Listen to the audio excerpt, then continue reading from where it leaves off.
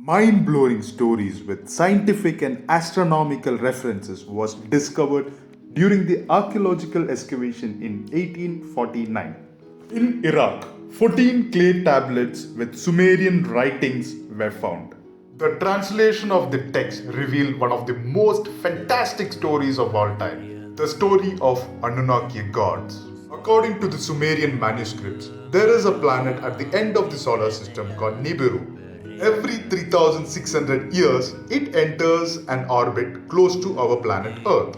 Nibiru was the home planet of the Anunnaki who were experiencing difficulties because the climate and the atmosphere of the planet were changing rapidly, making it difficult to produce food and thus difficult to survive.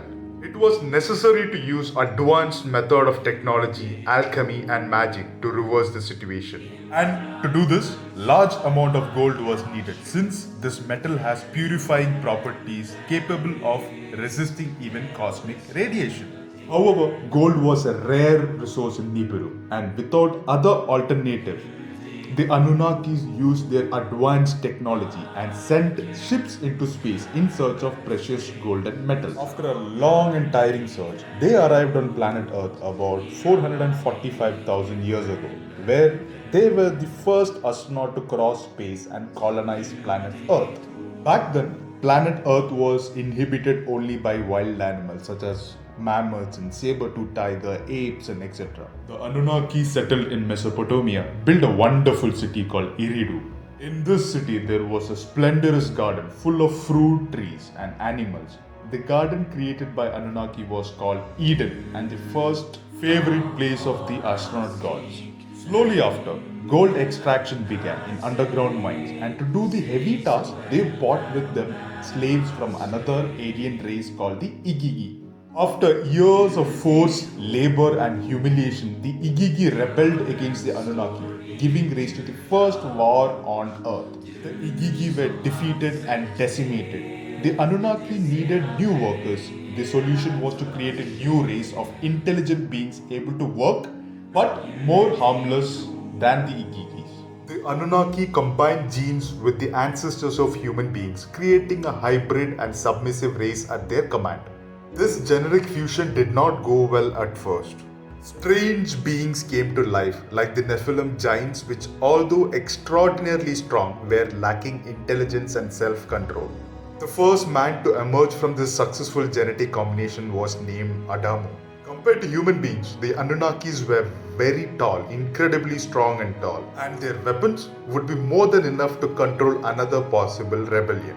Over time, humans developed the ability to speak and learn from the Anunnaki. The Anunnaki started to like human beings. They even allowed them to live in their city and attend the sacred garden, but gave explicit order not to reproduce too much. Against the will of gods, human beings began to reproduce quickly, which caused overpopulation in the city. Many people were expelled from Eden and ERIDU. They were condemned to live in exile in wildlands.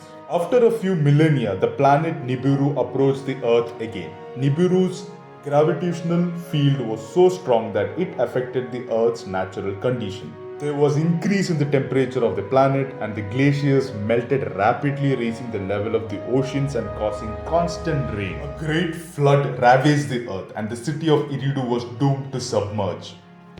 To save their creations, the Anunnaki created large boats that floated for days until water level was normal. After the city was destroyed, the Anunnaki decided to return to Nibiru. But before they left, they gave human beings knowledge of architecture, mathematics, music and writing. They also taught human beings how to establish a monarchy system, where some leaders kept their bloodline inherited for the Anunnaki pure with the right to command others. They also ordered the constructions of temples known as ZIGGURAT aligned with the constellations. The intention behind this was that these construction of temples would one day guide the Anunnaki back to Earth. As you can see, the history of Anunnaki written by the Sumerians is full of scientific and astronomical references. Very advanced for the time period when it was written. Do you think it is a mythology or pure history? Because a story written in 4500 BC speaking of genetic fusion, mathematics, music, civilization, monarchy, spaceship and aliens and gods, I don't know, it seems like history to me. What do you think?